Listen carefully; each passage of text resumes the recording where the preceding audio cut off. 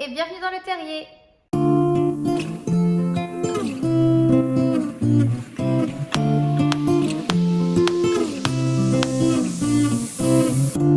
Alors, aujourd'hui, on se retrouve pour mon premier avis lecture, point lecture, comme vous voulez, sur les fantômes familiaux de Bruno Clavier. Voilà.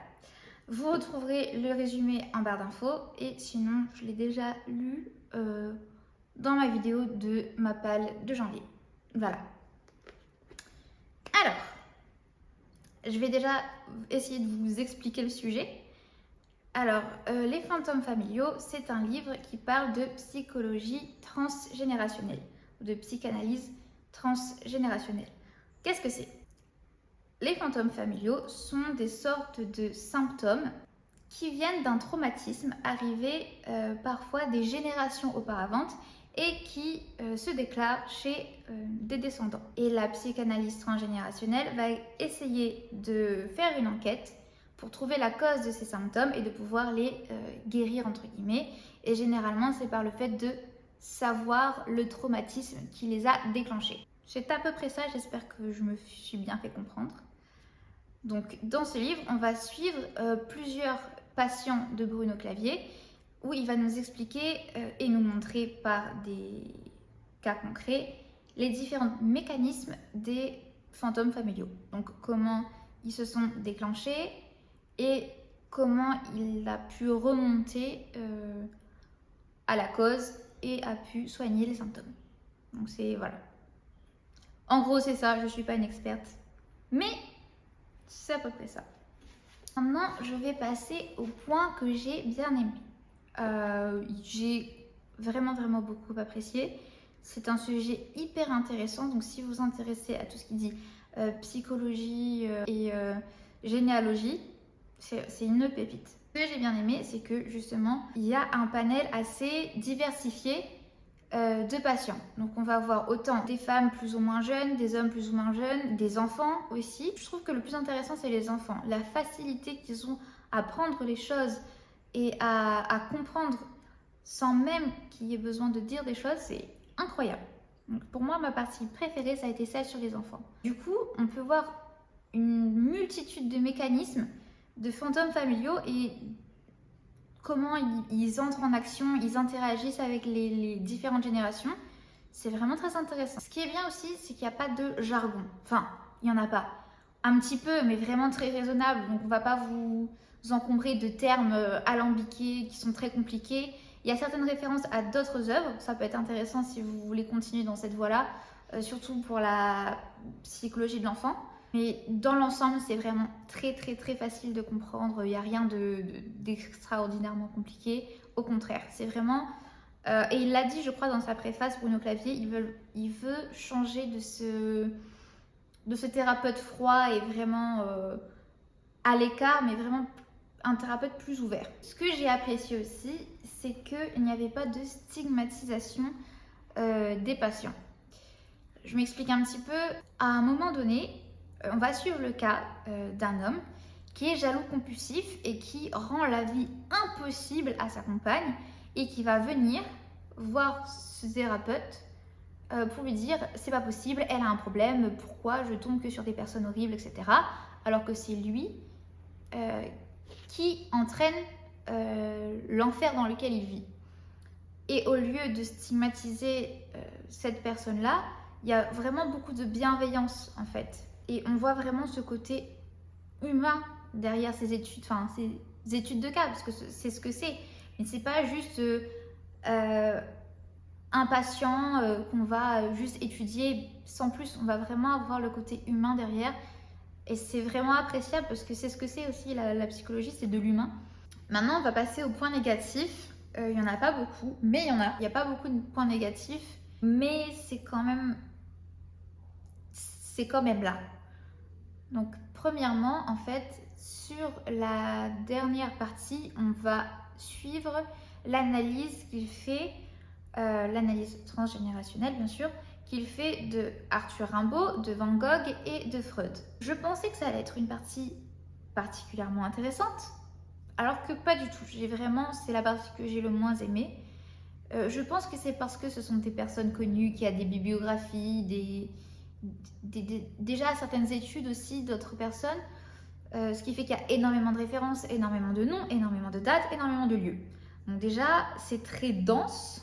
Ensuite, il y a une certaine difficulté à se retrouver aussi, parce que autant dans l'histoire de Freud que dans l'histoire de Van Gogh, il y a plusieurs générations de femmes ou d'hommes qui portent le même nom, c'est-à-dire le même nom, de l'arrière-grand-mère à l'arrière-petite-fille. Donc même prénom, même nom de famille. Pour s'y retrouver, c'est compliqué. Donc c'est vraiment très dense et très lourd et ma foi, j'ai trouvé ça un petit peu ennuyeux.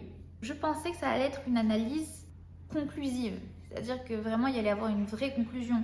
Alors que là, c'est plutôt une ébauche d'analyse, des pistes lancées, des interrogations, autant qui sont appuyées sur des faits avérés parce qu'il y a des documentations, des archives, des lettres, etc. Mais autant il y a aussi beaucoup de zones d'ombre qui manquent et on ne peut pas conclure cette enquête, on ne peut pas poser de questions parce que les personnages, enfin les protagonistes de cette histoire ne sont plus de ce monde. Du coup, il n'y a pas vraiment de conclusion, juste des pistes un peu par-ci par-là. Mais voilà, il n'y a pas de conclusion, même si je pense qu'elles sont extrêmement valables. Mais moi, j'ai un peu moins aimé.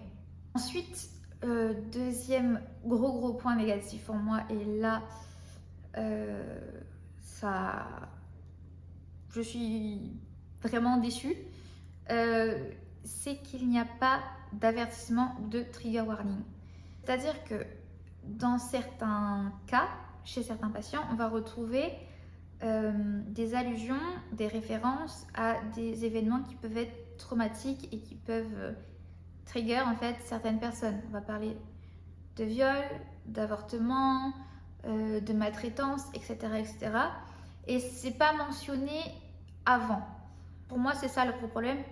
Si jamais vous êtes une personne assez sensible à ces sujets-là ou qui redoutait d'être sensible à ces sujets-là, je vous déconseille de le lire.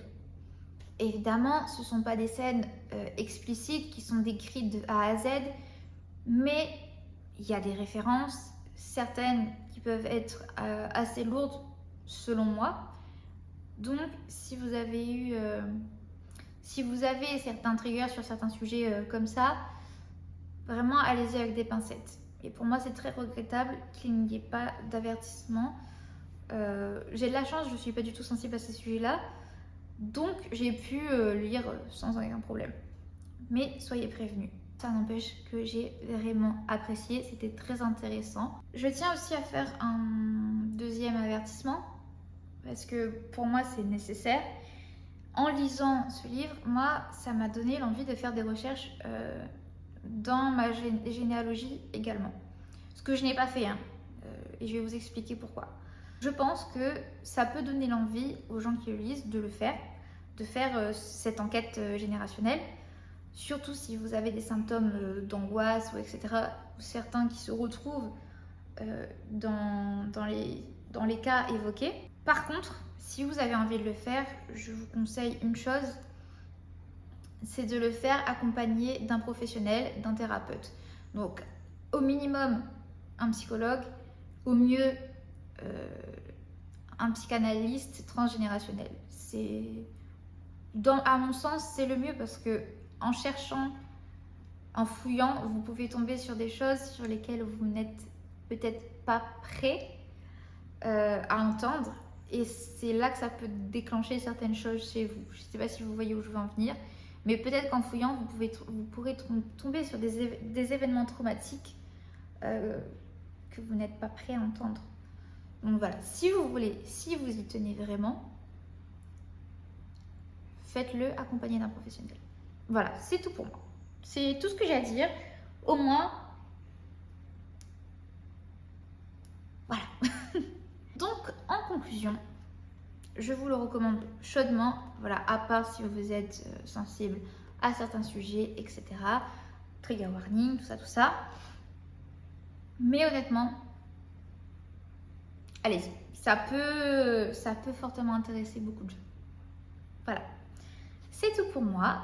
J'espère que vous avez aimé la vidéo. Si c'est le cas, n'hésitez pas à liker, commenter, vous abonner. Et je vous souhaite un bon retour chez vous. Au revoir!